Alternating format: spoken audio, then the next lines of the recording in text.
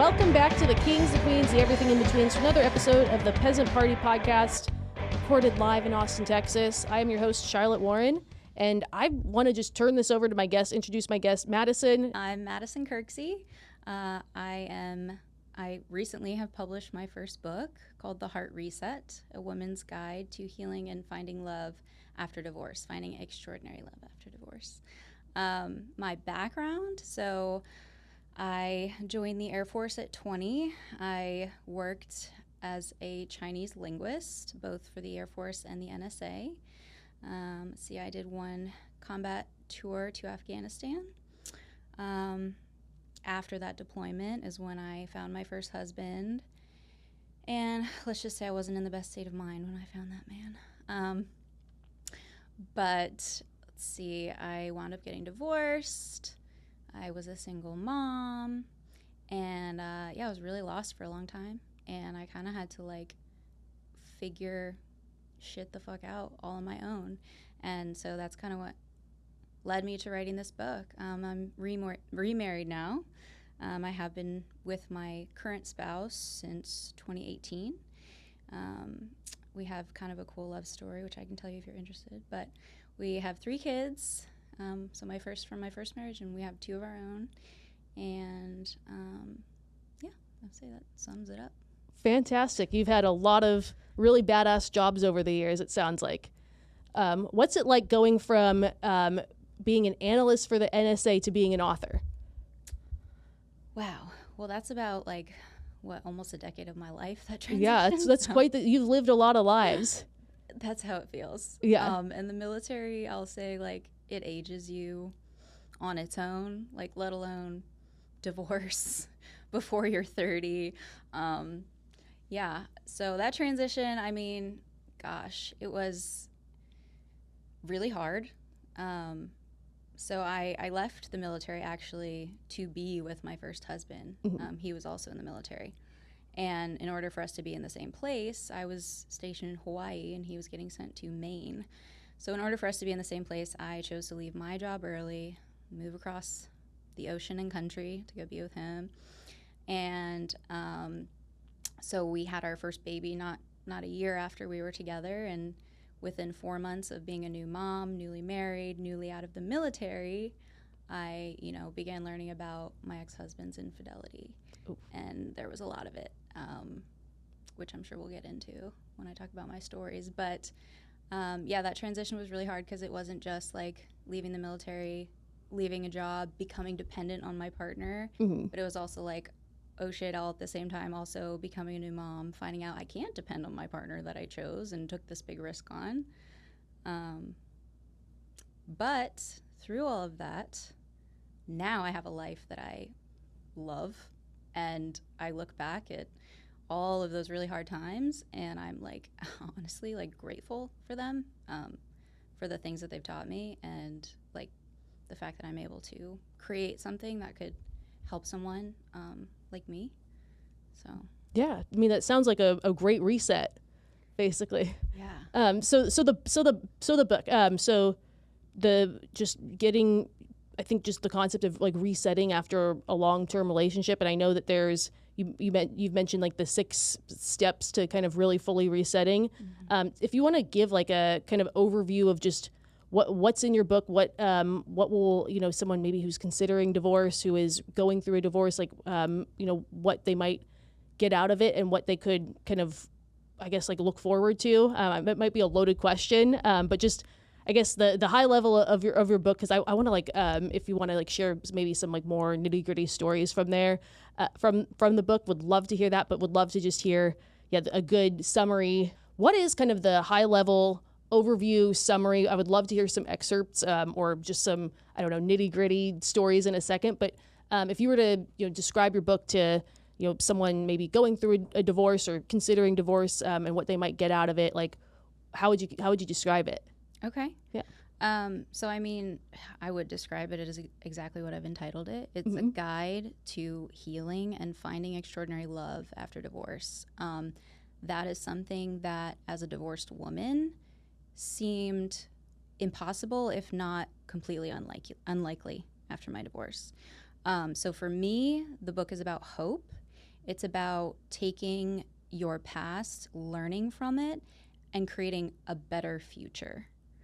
And I've broken the book down into 6 sort of stages, steps.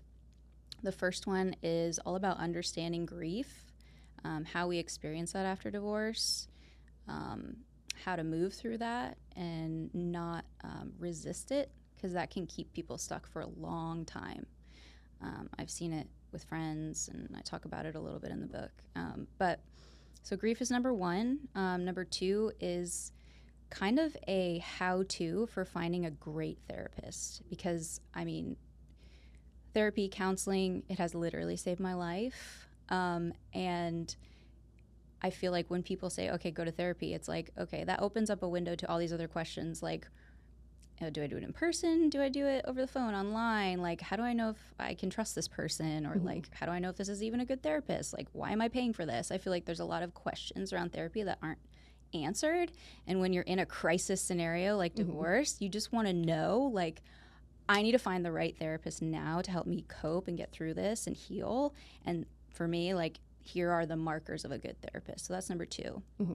Number 3 is small daily habits. Small but powerful daily habits. And these are things that I incorporated into my life after a lot of testing. And I like to think of them as the smallest input for the greatest output habits.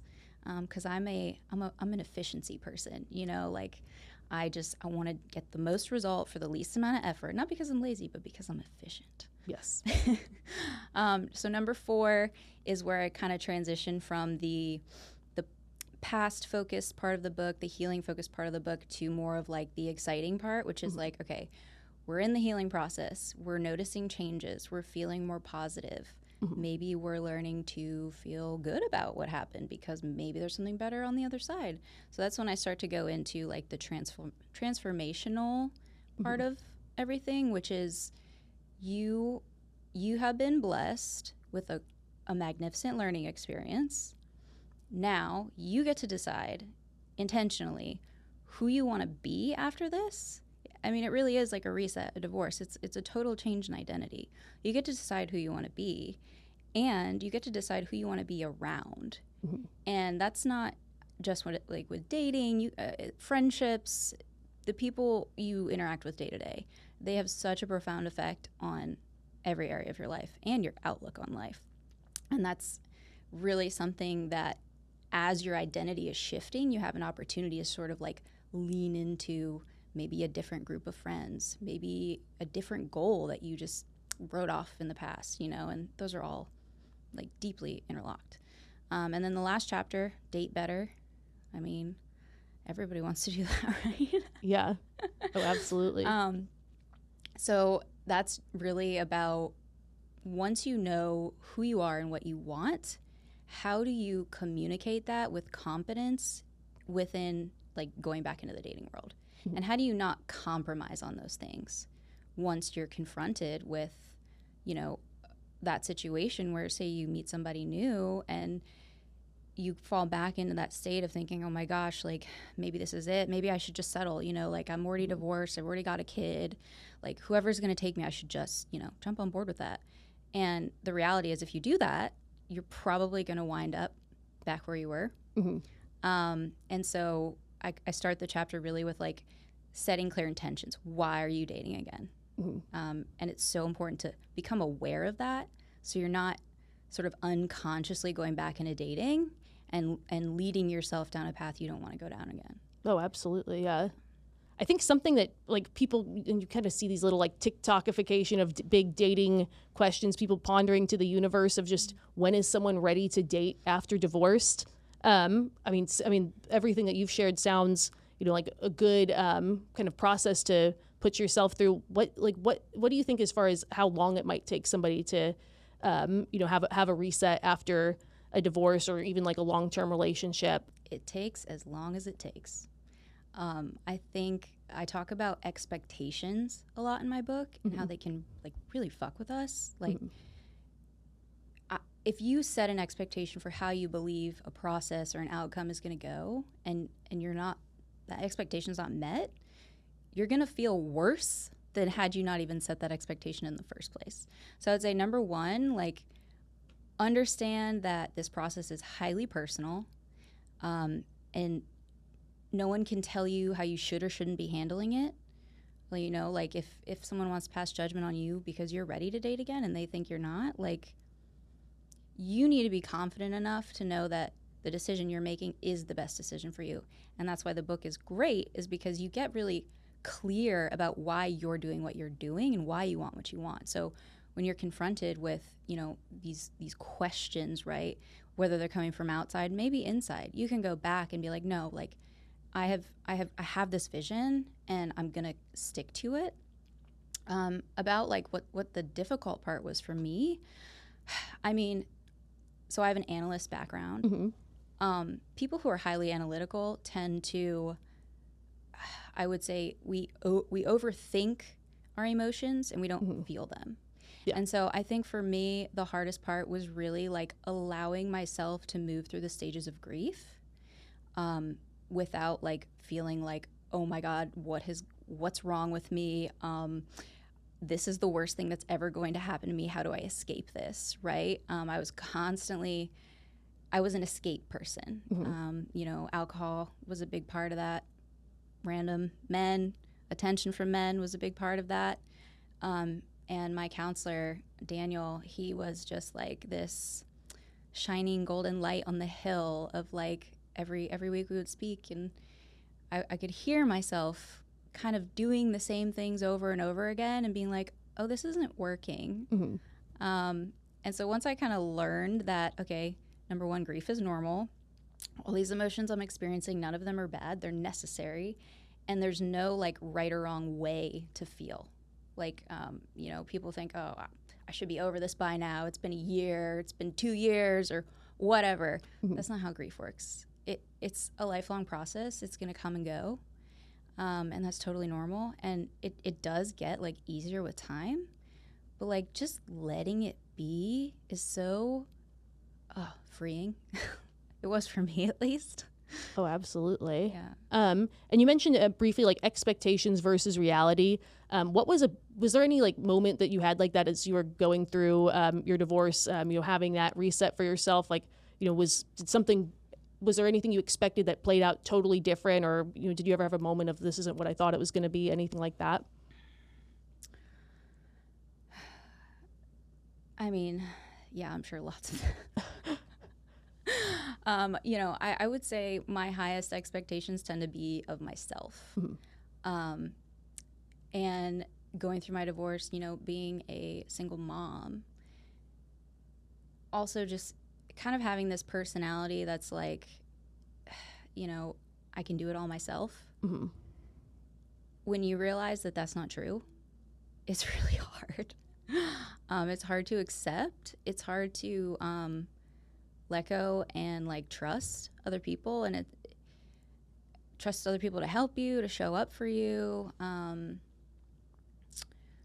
So I would say, like, you know, at the beginning of my divorce, I kind of went into my like fix it mode, my analytical mode, my like I got this kind of mode, and then as the process unfolded, I was hit with a reality check, which is like you need support. Mm-hmm. You know, you need a support system.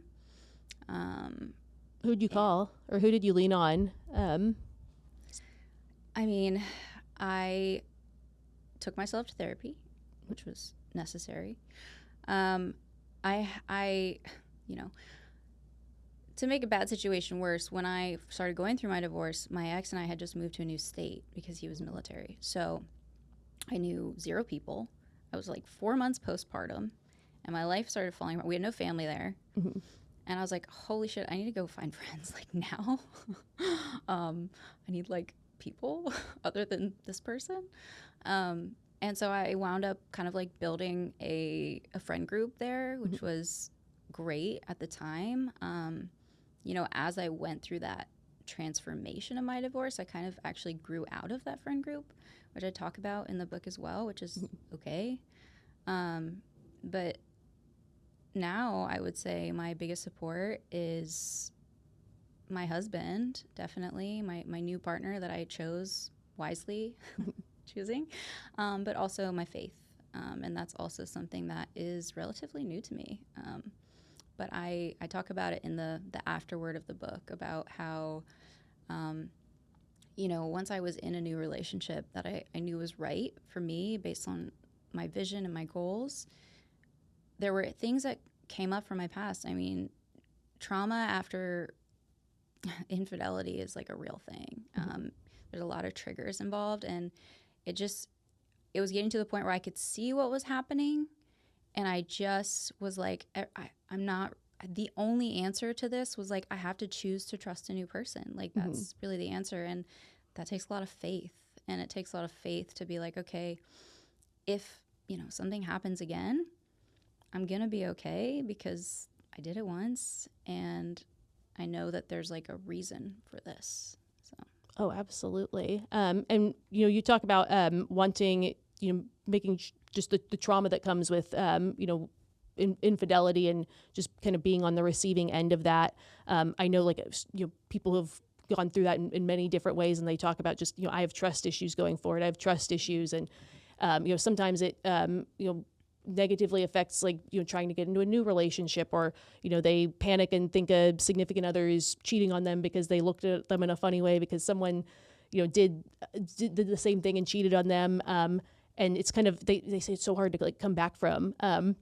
What kind of, like, I guess like small, like little things maybe did you do? I know you mentioned, needing faith to trust in people again. I'm a person of faith as well. So I think, I couldn't agree more. But any just like little things that maybe you would do or would tell yourself to, if you were when you met your current partner, for example?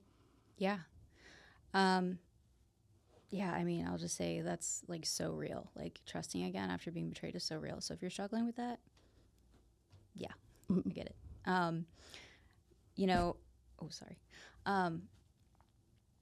I would say, if you're going to start dating again after, having your trust broken, step one, you need to take stock of how secure you really are. I think when it comes to dating, and this goes back to like the intentions, right? Like asking yourself, why am I really dating again? Like, am I looking for validation and affirmation?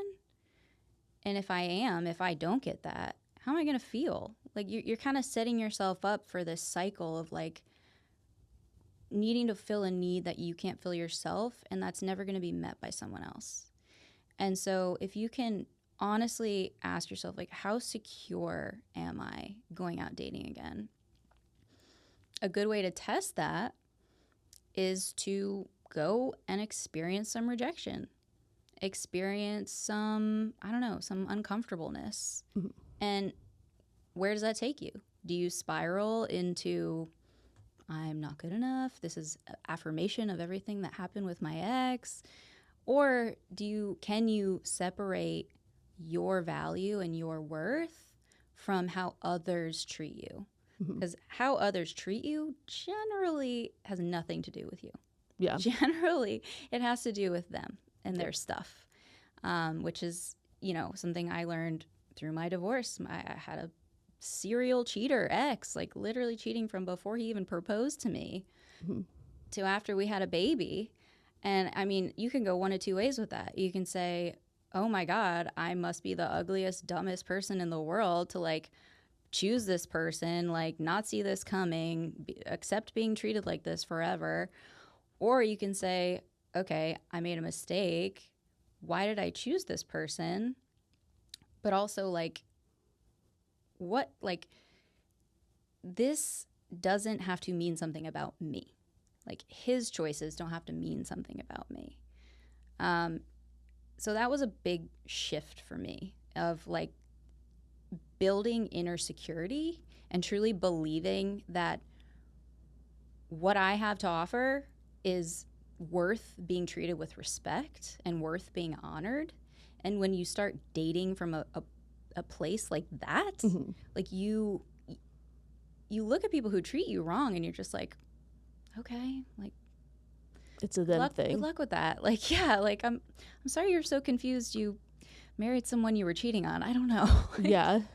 It's so like, because I think just some of the brightest people in the world have been cheated on. Like, I mean, you're like you've worked in the national security, and I mean, it happens to so many bright people, and I can only imagine like the feeling of just, what else has gotten past me, and just like I know that like that must just be so hard. How did like, just and I need to read like the book in full. How did you find out? How did well, I wish there was like one moment of finding out. Honestly, that would have been easier. It was a lot of mind games, like a lot. The first thing was I was like 4 months postpartum, and okay, this is going to sound really bad. I did not have my husband's phone code. This is how naive I was. He told me, that's an invasion of privacy. And even his brother agreed. So, yeah. So I loved him. So I trusted him, right? I did what you do when you love somebody.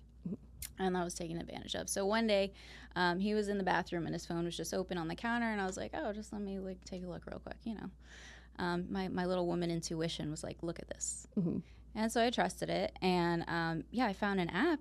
And it wasn't like a dating app or anything, but it was like an app where you learn another language, but all the people he had messaged were like pretty young girls. I was like, that's kind of weird. I should probably confront him about this. And so, we had the confrontation. He told me, no, like, there's nothing, no, like, that's silly. There's nothing to worry about. So I asked him to, like, just let me take a look through your phone. And I think he thought that I wasn't going to be able to find what I did. Anyways, in Apple, you can kind of like go to see people's old apps that they had downloaded that are deleted off the phone. And that's where I found like all these dating apps, like Anon chats, sex chat, like just so much. And that was the moment I was like, whoa, like I am 100% being lied to straight to my face. Like, what do I even do? My first, actually the first thing I did was called his mom, oddly enough. I thought maybe she would like make him be good. I don't know. Yeah. Well, it's also like you just don't want to believe, like you don't want to believe it. Yeah. You're in shock. Yeah. So that was like the first wave. And from there, it was just a trickle. I mean, it was, at one point he wrote me a handwritten confession letter of all of his infidelities that were just not even the whole truth. Like he was just trying to redirect me, and placate me. And at that point I was like, I need to like leave this situation. Like you go into shock and then you stay in shock. Like and it affects your body physically. And I had a baby. I couldn't sleep. I couldn't eat. I couldn't like think. I mean, I was just like a zombie. So physically I was like, I need to leave this space. And I finally did. I would say it was about 5 months later after that first point. And finally, after moving out, he sent me texts admitting to like 2 full affairs at different points in our relationship. One before we were engaged, one after we were married. And I was like, okay, well, at least now I know the truth, which it got to a point where I was like, I at this point, I'm never going to know the whole truth. Like, I can just accept that, and it doesn't matter anyways. But, yeah, that was kind of how it went down. Yeah. Oh, and I mean, like, that just sounds... Like, what was the first night like in your new apartment, like, when you, like, moved out? Oh, man. I mean, I wish I could remember. Like, the one thing I'll say about traumatizing, like, events like that is your memory's not very good. You're kind of like, I don't know if it's because your brain's in like fight or flight mode all the time, but it's kind of sad too because my son was so young, and it's like there's a lot of his like younger years I just don't remember because I was just like not okay.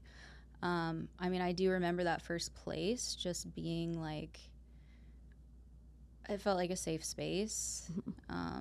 It was also like scary but liberating, speaking about my faith. Like I look back at things now and I'm just like, wow, like God was showing up for me and I didn't even realize it. Like I would say the year before this all started unfolding, Like I said, I was getting out of the military, and a lot of times when you get out of the military, you apply for disability, and then it takes a while for them to process it. So they'll send you like a back pay. It's like a lump sum of like, oh, took us forever to process. Here's your payment from whatever you qualified for before. And so a year before all this, they sent me like a good chunk of money, and I just kind of held on to it because like we didn't have any plans to do anything, buy anything. We didn't need it really. He was still in the military getting paid. And so when all this happened, I was like, if I didn't have that money when I did, I don't know how I would have left. Because I don't have family with a lot of money. You know, I had some friends there, but I didn't know anyone well enough to be like, can you take me in? So I think that was just like God providing for me. Oh, absolutely. And how long did you stay in the area, like in like the general area before leaving? Well, the one thing I will give my ex is he is a very dutiful father. Mm-hmm. So we do share 50-50 custody. So he's always been involved in my son's life. So there was never any like me being like bye and moving away forever and never talking to him again. Yeah. So that just added a layer of complexity to everything, right? Oh, like for you sure. have this trauma with this person, but you need to be able to co-parent a child with them and not traumatize your child, you know? And I came from a home where I never knew my birth father growing up. He wasn't there. And so it was something I never wanted to take away from my son. No matter how angry I was at my ex, I would never keep his father from him because I knew that pain. I stayed for a while. Funny enough, when I did finally try to move, it was to move in with my now husband. And our story is really interesting. But anyways, we decided we wanted to move to Utah. And I came up with this plan, and we did basically we were going to split custody 2 weeks, 2 weeks. And so every 2 weeks I would fly him from Utah back to California, fly back, and then 2 weeks later his dad would fly him to me, fly back. Because I'm the one who moved, I covered all the costs of the flights, everyone's flights. I was running my own small business at the time. And yeah, so that lasted about 8 months. Utah was really cold. We wound up moving back to California, and at that time it was COVID. Oh, and yeah, nobody wanted to be like this is how much nobody wanted to be there anymore. Like him, my ex, and his like new girlfriend wife, like worked with us to like move out of California. That's how bad it was. How desperate. It was. Wait, what part of California were you in? We were in the Bay Area. Okay, I grew up in Ventura, but San Jose. Yeah. Like, I heard all of it. Yeah, COVID. I'm glad I live here. It got weird, man. And I was there from like a few years before COVID, and I kind of liked it. I really liked it. It was so beautiful. And then, it just changed so much during COVID and just never went back. Never. Yeah. Anyway, so we're in Austin now, and so is my ex, and we still share 50-50. Every couple days he's there, every couple days he's here. And nice. And so I want to hear all about how you met your new man, and just how things have been going. I mean, you've been married for, it must be 7 years, almost 8? No. So we were slow to marry. We almost had 2 kids before we got married. Nice. Which, like I said, healing from trauma takes time, right? You can't set expectations. But we moved in together in 2020, and then we actually did not get married till 2022. Nice. So we started dating again 2018, moved in together 2020. So my husband now, Chris, we actually met like 10 years ago. We met in military training in language school. So we were like 21 and 22, introduced by a mutual friend, and dated for a little while. I went to Hawaii, he went to Georgia. And I've never told him this, but he was the first guy I ever dated where I was like, I could see myself marrying this person. So I was like pretty heartbroken when it ended, but life goes on. And then I met my ex in Hawaii, went through that whole thing. Chris kind of went through a similar thing on his side, was in an engagement and just ended very badly. And so we both grew a lot, but we got back in contact again in 2018 after my divorce because, I was a single mom. I was going to school full time, which meant I had some money from my GI Bill. But I was like, I want I need to make money without like giving up more of my time, because I wanted as much time as I could have with my son. I wanted, because he was only there half the time. And so I was like, I know who knows how to make money on the internet. I remember Chris started some internet business, which he does. He still has his business. Anyway, so my same friend who had introduced us was like, do you have his number? And she's like, yeah. And so we talked on the phone, and it was like the first time we talked in years, but we talked for like 2 hours or something. And it was just like, oh, wow, like I still vibe with this person like a lot. And we wound up, he was actually across the country in like Maryland at the time, and somehow we made time to like travel and see each other. And Chris's sister once told me that he told her I was his soulmate. Oh. And his mom told me that that night we first met, way back when we were kids, he called her up the next day and said, Mom, I just met the woman I'm going to marry. Oh, that's so sweet. Yeah, so he had like really been interested in me for a while, and I guess I just wasn't fully aware of that. And I had my own issues to deal with. So when we finally came back together, like the timing was right, and I had learned so much from my divorce that like I just think we have such a great relationship because of that. Like I advocate for myself, which just makes me happier, which makes him happier. Like for some reason when I was younger, I was like, I can't tell a man what I want. Like, why would I do that? No, and now I'm like, oh, it's like way easier if I just say exactly what I'm thinking. Oh, totally. And I think just that sense of safety of just somebody that you knew in a past life. Like I always love like the stories when people reconnect with, you know, a friend from school like later on, and it always ends up being like the most, I feel like, safe and comfortable relationships that they go into. It always seems just so healthy. They kind of skip the will they, won't they sort of ebb and flow of someone you meet on a dating app. I think that's so cool. Yeah. We really went all in too, because like from 2018 to 2020, like we were long distance, and we really weren't even like taking things that seriously or super exclusive. It was just kind of like he told me all the time how he felt, what he wanted, and we would see each other like when we could. And then one day we were on a trip, and he was like, what if I just moved to California? And I was like, really? And he's like, yeah. And mind you, he does not like California, so that meant a lot. And anyways, we wound up going to Utah. We had an option there that was better. But we went from like just kind of seeing each other ad hoc to moving in together, which I talk about in my book, like how radical that was for me and how like risky it felt. But I was in this new place of like, I was just so clear about what I wanted, and I just trusted myself. I trusted my gut. And I was really honest with Chris too about my expectations, because I already had a son, I still wanted a family, you know? And I am the oldest of 4, but like very much older than my siblings. And I was really more of like a third parent than a sibling. And I was like, I don't want that for my son. I want him to have siblings close in age. So like I talk about in the book, we were living together for like 2 months, and I sat him down. I was like, so I need to talk to you about something. I want to have more kids, and I want them like within the next like year or 2.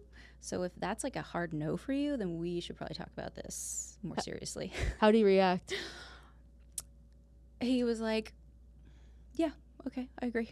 Nice. Is he super like analytical and stuff too? No, he's the total opposite. He is like all gut, all instinct.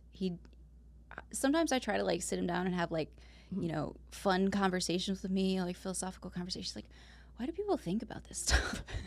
I love He's just very like to the point. But when he knows what he wants, like, yeah, he doesn't overthink it. He doesn't question it. Is he ever wrong?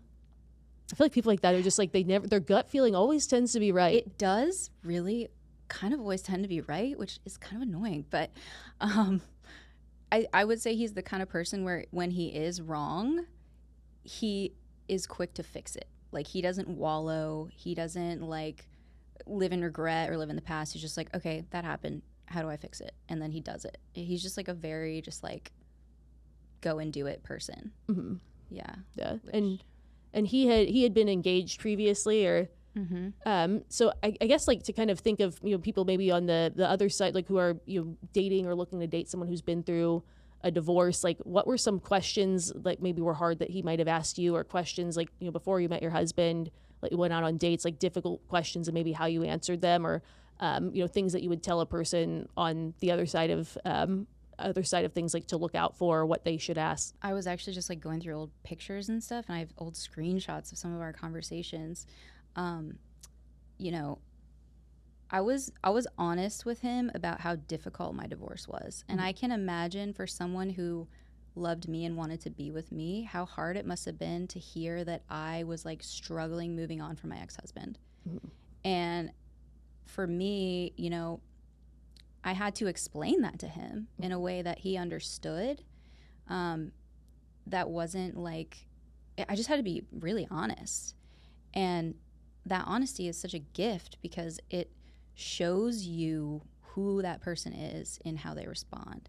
And Chris was always just very patient with me. He didn't always necessarily understand what I was going through, obviously, but he wanted to understand, and he was able to show understanding through his patience. And I mean, yeah, it's not an easy thing to look at the person that you know you want to be with and be like, I'm still struggling with my ex. Yeah. You know, because it's, like I said, grief. It's you can't control it. It runs on its own timeline, but it doesn't have to, it can mean what you want it to mean. For me, just because I had grief, it didn't mean that I wasn't ready for a better life, because I knew I wanted a better life, and I knew what that looked like. I knew it didn't look like what I had with my ex, and I knew it looked more like Chris. And that was also after having going through a period of dating. Like I said, Chris and I, when we were kind of talking again, we weren't really together. You know, I went out and dated. I went back on the apps.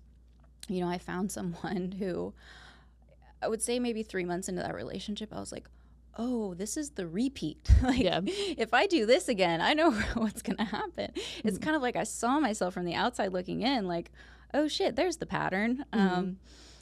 But yeah, it was just, it was a big period of honesty with him, and with myself. Oh, totally. Yeah. And how do you balance like that feeling of just you can't control grief? You know, if you're in if you had been married to someone for several years, like that's not something that's going to go away quickly. Like, how do you kind of ease those, you know, feelings into being ready to date again? Because I think I always say, like, if everyone waited until they were 100% certain that they were ready to date for whatever reason, like no one would ever date anyone. Like sometimes like the best relationships come out of like, oh, you know, I just got out of a relationship, or I was, you know, still getting over an ex, and oh my gosh, this person showed me that there's a whole other life out there. Like, how do you best like balance those feelings, and when do you think someone is ready to date again? Like what kind of question should you be able to answer for yourself? Yeah. I mean, I think number one, like we said, you can't control grief. But you're also not a victim to it. And part of, you know, the whole basis of the book is like, this is a circumstance you can't control, right? Your divorce, it's out of your control, it's happening. But there's so many things that you can control, and that's how you respond to it. And so that's why, you know, I go through daily habits that are so easy to do. And they're so impactful. Which ones, or what was the most impactful as you were going through your divorce? So there's 3 that I go into. It's daily gratitude in a written form. And when I first did that, I was really weird, and I went on Twitter, and I just every day I would tweet my 3 daily gratitudes to my following of 0 people. And it was really cool because, you know, 6 months down the line, I was like, I could go back and like scroll my little Twitter feed of good thoughts. And I was like, oh, I love this. So something like that, it's just such it shifts not only your mindset, but like the feelings you have in your body. It's so powerful. Because when you're in something like divorce, you just get used to feeling bad every day. Yeah. So you really have to purposefully, intentionally create good feelings in your body to get out of that habit, because it can really become a habit. The second one is walking.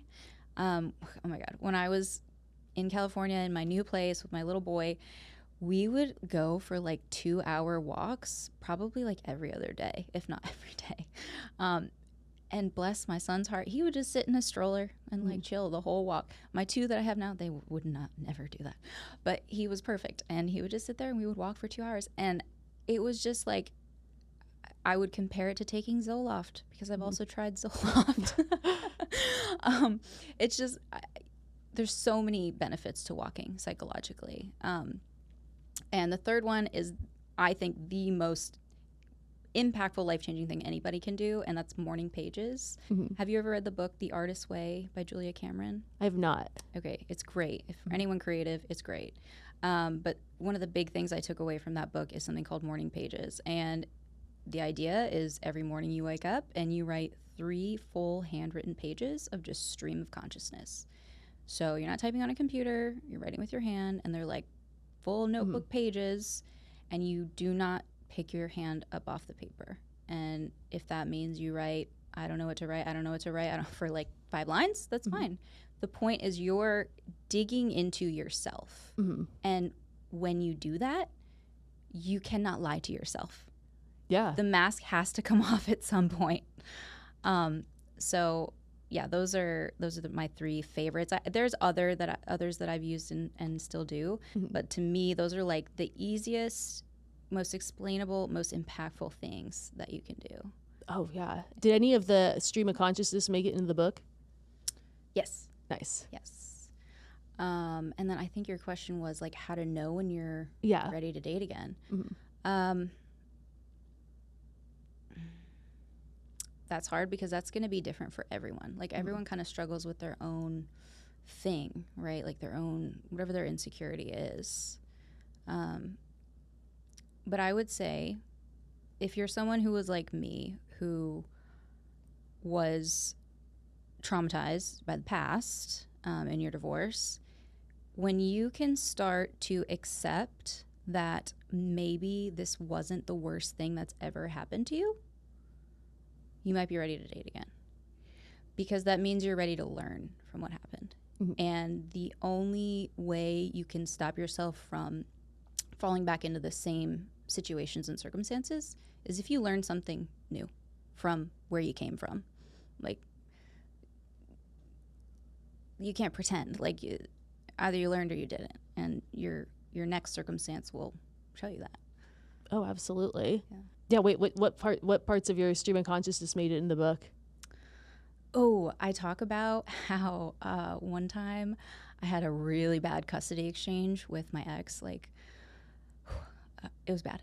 Anyways, I grabbed my notebook and I wrote 3 pages of like, have you ever seen the show Game of Thrones? Yes. Okay. I don't know if you've seen that episode where they torture that one guy. Oh, yeah. I like wrote out a full like Game of Thrones style like torture scenario. Oh, and you know a lot of crazy stuff. Yeah. Oh, yeah. Yeah, you know, like crazier stuff. I even know anatomy because I was also a medic too in the army. Yeah. But yeah, it was so cathartic though. It was just like I had somewhere to direct my anger, you know. And I think, at least for me, I spent a lot of my life just swallowing it. You know, just swallow it, put it down. What can you do? You can't kill him. He's the father of your child. Yeah. So yeah, having that like just that space and that tool to just like get that out, it was just great. And then I felt like, oh, I made a story. I'm like, this is awesome. Yeah. And I mean, it led to this, which is yes, exactly, I think so fantastic. And what's do you have a favorite part or a favorite of the 6 steps? Oh, my favorite of the 6 steps. I think my favorite is the rediscover and transform. So I actually created an exercise in there. For any of my other like nerdy people, there's a Venn diagram in there. Ooh, I love a Venn diagram. I'm like looking for the page. Yeah, so this exercise is all about kind of like creating your vision for your life. Yes, creating a vision for your life. And the key point here is that who you surround yourself with, it is your future. Like 100%. Like there's evidence to back that. Like we're not hiding from that. And it's like a visual representation of like what's missing from your life. What examples are missing from your life? Do you know anyone who's in a healthy, happy marriage? If not, maybe meet someone who is. Try to like get to know someone who is. Learn how they think. What's their life like? You know, I had a friend who she was married for 14 years, and she was just like so unhappy. But she came from a religious background, the unhealthy kind, and it had never occurred to her she could leave her husband because like she had nobody in her life who even thought that was an option. And so like it's stuff like that. Like how can you like transform your life by like, I don't know, creating something new that matches your vision? Oh, absolutely. What was one thing you did? Oh, I mean, so I talk about in that chapter how I kind of grew out of that friend group I found. You know, it was a great support to me in like the really hard times. And kind of what I realized was these women were kind of going through the same problems I was, but they had not come to any like resolution. And it didn't sound like that was where they were heading. Like we had this group chat and it was just like, it was never anything positive. It was just constant like, this bad thing about this guy, this bad thing about my job, this bad thing about money. And I'm just like, man, like I feel like I have a lot more to look forward to than these girls do. Yeah. And, you know, there was no like hard feelings or anything. I was just kind of like, okay, I'm going to like start looking for people who, you know, have some of the stuff that I want, or like at least feel like that's the direction they're heading in, you know? Oh, absolutely. Yeah, like your network becomes your net worth. Like all of those, like who you surround yourself with is just it's who you become a lot of times. Oh, yeah. Yeah. So the heart reset, the woman's guide to healing and finding extraordinary love after divorce. Where can we find the book? So you mentioned the print version is coming out soon. We can go on Amazon. Where are all the places we can find? Yeah, Amazon's got the ebook. It's going to have the print book on the 26th. I also have a website, theheartreset.com. And if you want to message me anything, you can reach out to me, the author Madison at gmail.com. I love answering questions or even hearing feedback. Wonderful. So, yeah. Yeah, well, this has been such a fantastic conversation. I'm so excited to finish the book. Like I was going through it, I saw like I make silly TikToks with my dumb diagrams, and I'm like, oh, she's got the visual aids, and I love it. And so far, I feel like it's just a fantastic guide for anyone who's considering divorce, going through a divorce, and congratulations. Thank you. Of course. Awesome. Well, to everybody else, thank you for listening. Go get Madison's book. Awesome. Bye.